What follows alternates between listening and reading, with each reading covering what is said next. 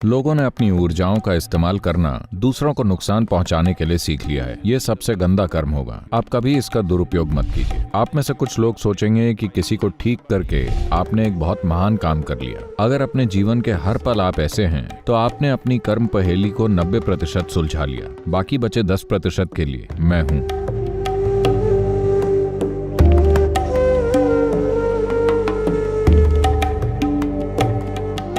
कर्म मतलब कार्य। 4 तरह के काम किए जा सकते हैं: शारीरिक, मानसिक, भावनात्मक और ऊर्जा द्वारा।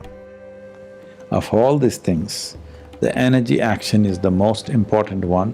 इन सभी में ऊर्जा द्वारा किया गया काम सबसे महत्वपूर्ण है, सबसे लंबे समय तक रहता है और सबसे ज्यादा मुक्त करने वाला भी, अगर सही तरीके से किया जाए तो। अगर आप इसे गलत ढंग से करें, ऊर्जाओं द्वारा गलत ढंग से किए गए कार्य का किसी के जीवन पर प्रभाव कहीं ज्यादा होता है गलत तरीके से किए गए शारीरिक, मानसिक और भावनात्मक कार्यों की तुलना में। तो गलत तरीकों से किए गए ऊर्जा कार्यों का क्या मतलब है? एक चीज ये कि दुर्भाग्यवश मुझे ऐसी कुछ चीजें देखनी पड़ी जो मैं नहीं देखना चाहता था।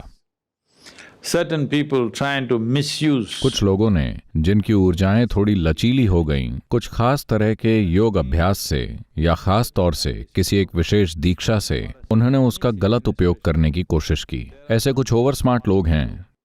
जब आप उन्हें दीक्षित करते हैं और जब यह हाल ही में हुआ हो और वो ऊर्जा से फूट रहे होते हैं, तो वो इसका इस्तेमाल किसी और चीज के लिए करना चाहते हैं। वो इससे किसी पड़ोसी को इम्प्रेस करना चाहते हैं या कुछ पैसे बनाना चाहते हैं या और किसी चीज के लिए जिसे उनकी खुशहाली के लिए भेंट किया गया था। उन्होंने उसके इस्तेमाल की कोशिश किसी और चीज के लिए की। या एक बेहतर उदाहरण यह होगा,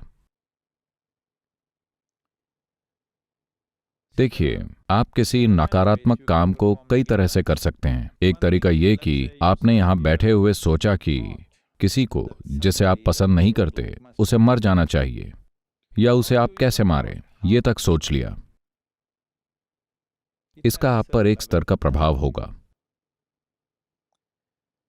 एक दूसरे स्तर पर आपने बस सोचा ही नहीं, इसके साथ एक तीव्र भावना भी जोड़ दी। अब इसका आप पर कहीं ज्यादा प्रभाव होगा। आपने इस विचार और भावना पर सच में काम कर डाला। अब इसका आप पर और भी ज्यादा गहरा प्रभाव होगा।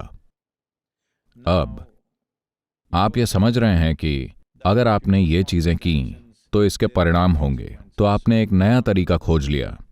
आपने किसी ऐसे को ढूंढ लिया जो कुछ खास तरह के ऊर्जा कार्य करेगा जिससे कि ये आदमी जिसे आप पसंद नहीं करते मर जाएगा।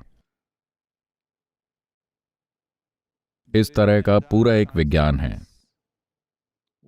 4 में से एक वेद, अथर्ववेद में यह बताया गया है कि कैसे ऊर्जाओं का इस्तेमाल अपने फायदे और दूसरों के नुकसान के लिए किया जा सकता है। आपने ये शब्द सुने होंगे, जैसे काला जादू, वूडू और पिल्ली शून्यम या जो भी आप इन्हें बोलें, जहां लोगों ने किसी को नुकसान पहुंचाने के लिए ऊर्जा का गलत इस्तेमाल करना सीखा है। एक बार आप किसी और पे ऊर्जा के स्तर पर प्रभाव डालने की कोशिश करते हैं अपने किसी फायदे के लिए, अब ये सबसे गिरा हुआ और गंदा कर्म होगा, क्योंकि इसका प्रभाव आप में बहुत गहरा उतरेगा, क्योंकि आपने इसे करने के लिए अपनी ऊर्जाओं का इस्तेमाल किया। इसलिए मैं शांभवी जैसी सरल प्रक्रिया में भी दीक्षित करने से पहले आपको इस दुनिया की मां बनने के लिए कहता हूं, ताकि आप कभी भी इसका दुरुपयोग ना करें। आप सबको अपना ही देखें, क्योंकि ऊर्जाओं में यह विस्तार एक बहुत गहरी जिम्मेदारी के भाव के साथ होना चाहिए। ऊर्जाओं में यह विस्तार दूसरों को खुद में शामिल करने के गहरे आयाम के साथ होना चाहिए। समावेश के भाव के बिना अगर आप ऊर्जाओं का इस्तेमाल करेंगे तो ये सबसे नीच कर्म होगा। तो आप में से वो जो दीक्षा के बाद अपने जीवन में नाटकीय रूप से परिवर्तन होते देख रहे हैं, आपको इसका ख्याल रखना ही होगा। आपको इसका बहुत बहुत ध्यान रखना होगा कि आप रूपांतरण की इस क्षमता का कभी भी किसी और चीज के लिए इस्तेमाल करने की कोशिश ना करें। जाहिर है आप में से कुछ लोग सोचेंगे कि किसी को स्वस्थ करके या और किसी तरह से किसी के जीवन के साथ कुछ करके आप एक बहुत महान काम करेंगे। नहीं, यह सबसे गंदा काम होगा, क्योंकि जब आप ऊर्जाओं के इस्तेमाल की कोशिश करते हैं पर अभी भी आप में गुस्सा बचा है, अभी भी You are capable of drawing boundaries of what is you and what is not you, what is yours and what is not yours. आप सीमाएं खींचते हैं कि आप क्या हैं, क्या आप नहीं हैं, क्या आपका है, क्या नहीं है। जब ऐसी चीजें अभी भी बची हैं तो आपको कभी भी ऊर्जा के स्तर पर कुछ भी करने की कोशिश नहीं करनी चाहिए, क्योंकि ऐसे किसी कार्य का प्रभाव बहुत बहुत गहरा होगा। इसलिए शांभवी जैसी बुनियादी प्रक्रिया में भी दीक्षित होने के लिए आपको इस दुनिया की मां बनना चाहिए, और ये आपके कर्मों को परास्त करने का भी एक बेहतरीन तरीका है। अगर अपने जीवन के हर पल में आप समावेश के इस भाव के साथ जिएं जैसे आप सारी दुनिया की मां हैं, और ये भेद ना करें कि क्या आपका है और क्या आपका नहीं है।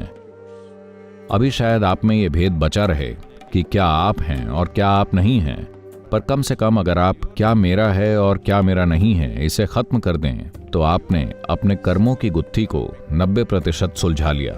मेरा विश्वास कीजिए, 90%।